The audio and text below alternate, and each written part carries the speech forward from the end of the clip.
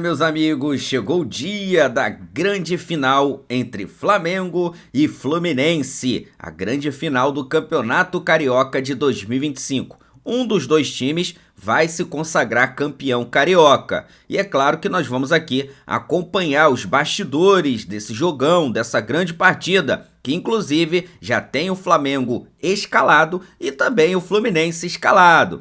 Vou deixar aqui os créditos para o canal do Sport TV.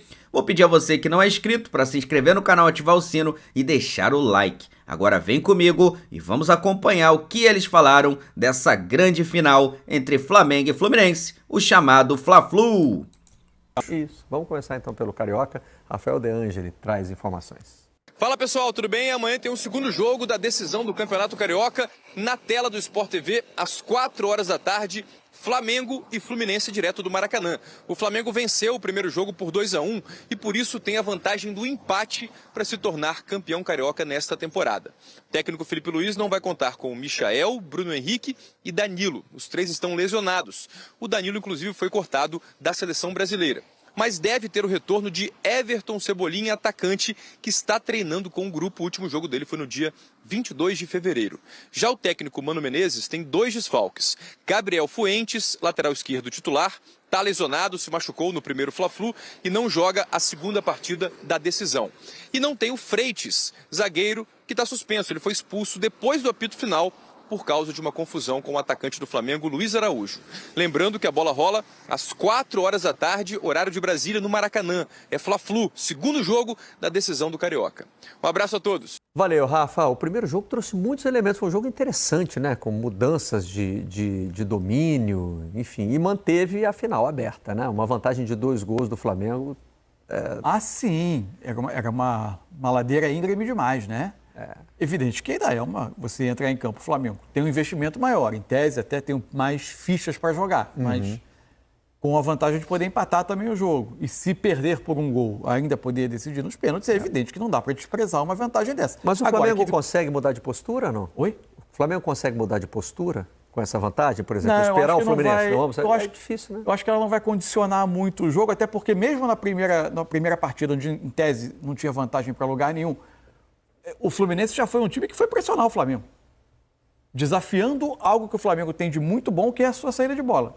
Às vezes conseguiu incomodar, teve um período até de domínio a partir de ter conseguido posicionar bem a sua pressão. Depois a essa pressão de bola não aconteceu, né? Mas ela obrigou o Flamengo a não ter o conforto da saída por baixo o tempo todo. Sim. Precisava trabalhar o Flamengo mais saiu, ali porque atrás, o Flamengo sai mesmo, é o ponto forte. E se ele fez isso no primeiro jogo, eu imagino que vai tentar repetir, aperfeiçoando algumas questões, e aí por isso eu tenho uma curiosidade para saber como vai ser a montagem, especialmente do meio, se ele preenche um pouco mais para tentar encaixar melhor essa pressão, ou como o Mano vai fazer para tentar ter o tempo todo uma estabilidade maior ao pressionar o Flamengo na saída de bola. Acho que não vai mudar, porque agora o Fluminense tem uma necessidade de resultado. Acho que o jogo passa muito por esse aspecto, de como o Fluminense vai tentar evitar que o Flamengo tenha conforto para construir. Fluminense, Alex, muda de postura?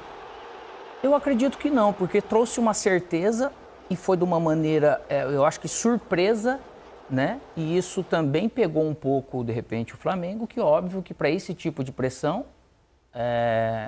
o Felipe, inteligente que é, ele deve criar uma outra solução, né? Com esse tempo de treinar. Então isso aí acaba sendo meio normal. E para um segundo plano, o Fluminense vai ter que estar preparado para algum movimento que o Flamengo venha fazer. Mas mostrou que realmente ele pode jogar dessa maneira contra os times do nível dele, e falando, lógico, o Flamengo no nível acima até de todos os brasileiros. Mas foi um jogo em termos de competitividade, ele tirou assim, conforto do Flamengo. E é o que é preciso fazer, né, cara? Você está numa final, se eu quero vencer, eu não posso ficar esperando uma sorte ou um azar, um erro. Eu tenho que forçar esses erros. Então eu acredito que o Fluminense venha de uma maneira corajosa de novo, sim. O segundo tempo do jogo, em que o Flamengo teve um maior conforto com a bola, se deu a partir do Fluminense não conseguir mais encaixar bem a pressão. O Fluminense chegava muito atrasado, demorava a encaixar. Acho que teve alguns pequenos ajustes do Felipe no vestiário, especialmente com os laterais do Flamengo iniciando a jogada um pouquinho mais baixo. Então, os 3 meias do Fluminense que ficavam por trás de Cano e Arias, que eram os 2 mais adiantados na pressão, tinham um espaço maior para cobrir e perderam um pouco ali as referências em alguns momentos. O fato é que o Flamengo ajustou a saída de bola no segundo tempo e conseguiu construir melhor. A grande questão é como vai ser essa... Isso é uma questão que tem perseguido o Flamengo, né? Que é a questão do setor ofensivo. O Flamengo é um time que domina os seus jogos, consegue ter... Tudo que depende, muitas vezes, da montagem tática, de estabelecer vantagem tática no jogo, de tentar controlar. O Flamengo conseguiu fazer na grande maioria dos jogos com o Felipe, mas é um time que tem pouco gol, né?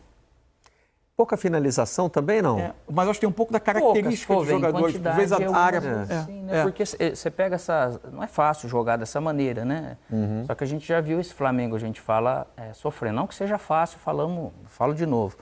Mas ele conseguindo produzir um pouco mais nesse sentido. Mas é normal e natural que os adversários vão entendendo esses movimentos e os porquês desses movimentos e aí consegue prever algo. Os números do Flamengo, os números não são ruins em termos de número de gols. O Flamengo tem números altos de gol. Não, só não combina com o domínio, né? E jogos mais apertados, tem sido muito comum o Flamengo... Você olhar para o jogo, sai com a sensação de que o Flamengo controlou, dominou a maior parte do tempo, e em quase todos eles chegou no final do jogo pendurado em um gol. Isso, se você projeta em termos, por exemplo, de Campeonato Brasileiro, isso é um risco. Porque um tropeço aqui, um outro tropeço ali, você vai deixando ponto pelo caminho. Para mim, a questão está na formação do elenco. Especialmente enquanto você não olhar, por exemplo, para o Juninho. E não olhar para ele e ele te passar uma segurança de que ele pode ser um jogador do centro do ataque. Não passou, né? Porque ainda começou com o Plato totalmente deslocado. Você vai ter, se a solução não é ele, você vai, enquanto não tiver o Pedro, ter quase sempre alguém se adaptando, porque o elenco é formado com muito mais jogadores confortáveis pelo lado do campo do que pelo centro do ataque. E não são tantos os jogadores com histórico de carreira de número alto de gols. Isso faz uma diferença. Que cuidar com isso, até como o Mansur falou, e aquilo que o Felipe Luiz falou. Não é somente pensar nisso como se o Flamengo tivesse sim que somente golear, não é. Não. Também algumas vezes vai encontrar adversários que ele sustentar 1-0, 2-0, claro, ou sair, não vai ser fácil. Então realmente, mas isso por quê? Porque tem algo sim do próprio Flamengo, que vai ser a maior parte dos jogos ele protagonista, só que o Fluminense nesse sentido conseguiu fazer algo. Então, e o Flamengo precisou montar um time sem centroavante, né? Sim. O Bruno Henrique estava fazendo a função, mas não é a original dele. O Juninho chegou ainda não... Mas já tem mais características. Já é um bom finalizador, é bom cabeceador, então tem mais características para se adaptar, mas não é originário da posição. E o Fluminense, no Fluminense, o Mano está precisando montar um time sem o camisa 10, né? Sem o principal armador de jogadas para os atacantes, né? A solução do Arias, ela cobra um preço, que é você perder o Arias do lado direito. Mas o que o Mano tem tentado criar, para mim, é criar dinâmicas em que o Arias, por vezes, saia do meio e faça a passagem por fora. Combinando com o lateral, combinando com o ponta do lado que ele cair, preferencialmente, quase sempre do lado direito. Acho que teve jogos com bons sinais, mas o adversário colocava um nível de exigência menor do que o Flamengo, adversários piores do que o Flamengo. Esse modelo, até o Fla-Flu, tinha sido testado em jogos de menos exigência. O jogo do Caxias, da Copa do Brasil, um pouco mais. O fato é que, de novo, deve ter uma alteração, né? Há uma apuração de colegas do GE de que pode ter uma alteração no setor ofensivo. O Fluminense entra sem o Fantes, vai entrar o René, já muda um pouco, porque boa parte do crescimento do Canóbio acontece com o Fantes ocupando muito o corredor, o Canóbio não sendo um ponta a ponta, vindo trabalhar entre volantes e zagueiros, perto da área. Para o gol do Cano é do Fuentes. Isso. Aliás, é o lance em que ele se machuca, né? O Canóbio teve uma passagem, desde que ele passou a jogar por dentro, ele teve um recorte de 5 gols em 6 jogos, que é um número importante. Um jogador que criava perigo de gol para os adversários. Com o René não é esse lateral de passagem. O René até pode eventualmente passar, mas ele é muito mais acostumado a construir por dentro, ser um lateral que arma por trás das jogadas. Há a possibilidade de que por isso até tem o Samuel do outro lado, do lado direito, tentando compensar um pouco mais, com um pouco mais de chegada e não o Guga. E ver se vai ser Keno ou Riquelme ou se continua no lugar do Serna, que é a grande especulação. A dúvida do nosso campinho. Eu imagino, não sabemos a questão do Keno, se ele tivesse condição física de começar o jogo, Eu colocaria ele, penso, ele aqui na esquerda e o Canóbio lá. Você do lado fica direito. com um ataque, eu acho que mais equilibrado. Porque o primeiro jogo mostrou que o Riquelme entrando, talvez ele cause um impacto maior. Isso daí, pode até ser, a gente não sabe, porque às vezes pode ser que caia no pé do Riquelme no começo do jogo e seja a melhor chance do jogo. E às vezes no final pode ser que não, enfim. Só que o funcionamento desse time com o Arias por dentro eu acho importante, Barreto, porque ali é onde se pensa o jogo. Você coloca o Arias na beirada, você fica mais fácil de marcar esse Fluminense, porque não tem... Ali é onde se pega mais na bola, ele que você tem que pensar. Então ele tem que estar ali. Lógico que a sequência dessa jogada, você perde um Arias aonde ele estava ali jogando com o Ganso. Minha única preocupação é o Canóbio passando para a direita, que ele perca um pouco dessa ameaça dele de gol. Quando ele está na esquerda trazendo para dentro, para o destro é mais fácil, né? Sim, para ele fazer esse movimento, mas acaba não alterando. Mas ele tem o costume também, não é algo estranho para ele. Mas eu acho que tira um pouco mais do Keno vindo para cá, né, do que dele, no caso. Meu amigo, tá chegando a hora, hein? Olha só, galera, vamos dar uma acompanhada aqui na ficha do jogo, né? Tá aí, né, o provável time do Flamengo com o goleiro Rossi e a dupla de zaga titular, que hoje é a dupla, né, do Felipe Luiz, Léo Pereira e Léo Ortiz. O Danilo tá fora, como foi falado, né? O Danilo foi cortado também da seleção porque realmente não está em condição de jogo. Na lateral direita temos o Wesley e na esquerda Alexandro. Tem aí os dois laterais convocados, né, para a seleção brasileira. Então, dois laterais de seleção brasileira, Alexandro e o Wesley. Ali temos a dupla de volantes Dela Cruz e Eric Pulgar, que são os titulares aí do técnico Felipe Luiz. Arrascaeta jogando mais adiantado, Gerson e Luiz Araújo fazendo ali aqueles corredores e lá na frente o Gonzalo Plata, tá? Então esse daí é o provável time do Flamengo que vai enfrentar o Fluminense de logo mais, tá?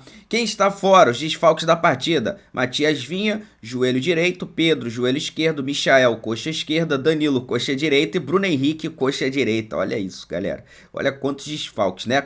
Tá aqui o provável time também do técnico Mano Menezes, que tem o goleiro Fábio, Thiago Silva, Inácio, René, Samuel Xavier. Lembrando que eles perderam, né, o lateral, o Freitas, né, que acabou ficando fora dessa partida. Na verdade, o Gabriel Fuentes, né, que acabou ficando fora dessa partida, né? O Freitas foi expulso. O Samuel Xavier ali pela direita, o Otávio e o Martinelli na volância, e mais à frente, Arias, Serna, Canóbio e Cano, tá? Esse daí é o time do técnico Mano Menezes, com desfalques de Renato Augusto, Ganso, Freitas, Gabriel Fuentes e o Lima, tá? Então todos esses jogadores aí fora. O árbitro da partida, você já conhece bem essa figura aí, que é o Bruno Arleu de Araújo, que por sinal recebeu muita pressão por parte, né, da diretoria do Fluminense devido ao acontecimento no final do jogo passado. E aí o Fluminense chegou a fazer notinha, tal, citando inclusive o nome, né, do Bruno Arleu de Araújo, colocando pressão logicamente na arbitragem. Eu não acredito que isso vai adiantar, tá? Espero que o árbitro apite o jogo da forma legal, que não seja ali nem beneficiando nenhum lado, nem o outro lado, e que ele não apareça no jogo, né? Desde que os jogadores sejam a estrela desse jogo, isso que importa, tá? E aí, galera, agora vem a grande pergunta. Qual o seu palpite para esse jogo, Flamengo e Fluminense? Será que você é bom de acertar palpite? Eita, rapaz, eu vou falar pra você, hein? Quero saber agora se você vai acertar. Vai ficar gravado aqui nos comentários. Coloca aqui nos comentários o palpite pra esse jogo, Flamengo e Fluminense. Quero ver se você é bom de acertar esse placar. Vou deixar aqui os créditos pro canal do Sport TV. O link deles está aqui na descrição desse vídeo, como forma de créditos. Vou pedir a você que não é inscrito, se inscreve aí no canal. Aqui embaixo tem um botãozinho também escrito inscreva-se. Clica nesse botãozinho, do lado tem um sininho, você vai clicar no sininho e colocar em todas as notificações, e aí, toda vez que lançarmos informações e um conteúdo novo do Mengão, você vai receber em primeira mão. Inclusive, vamos fazer a cobertura hoje durante todo o dia e também no pós-jogo. Então fica ligado, já se inscreve aí e ativa o sino para você não perder nada. E deixa o like. O like aí é o botãozinho do dedinho pra cima, 0800, não paga nada e você ajuda demais aí o crescimento do nosso trabalho, beleza? Daqui a pouco eu volto, galera, trazendo mais notícias e mais novidades sobre o nosso Mengão pra você, hein? Tô voltando já já, porque isso aqui é nossa paixão, isso aqui é nosso amor. Fui, nação!